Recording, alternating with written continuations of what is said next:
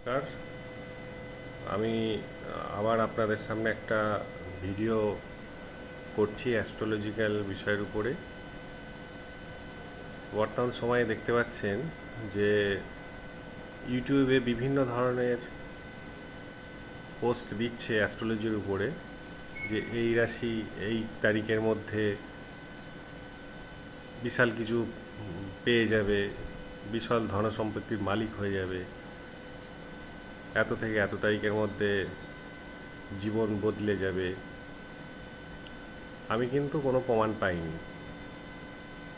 অনেকে আমার কাছে এসে বলছে যে এই ধরনের ভিডিও দেখছি, আশা করছি, টিকিট কাটছি, কিন্তু কোনো রকম ফল পাচ্ছি না।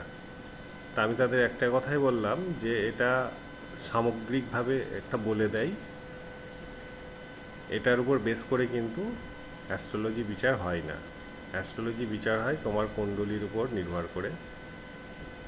তোমার যে ছক আছে সেই ছকটা বিচার করেই কিন্তু তোমার আগামী দিনে কীভাবে চলবে সেটা বলা যাবে। কিন্তু এত তারিখের মধ্যে তোমার জীবন বদলে যাবে এই রাশি, বা এত তারিখের মধ্যে তুমি এত ধন সম্পত্তির মালিক হবে, এইসব জিনিসগুলো একদম বিদঘুটে ব্যাপার।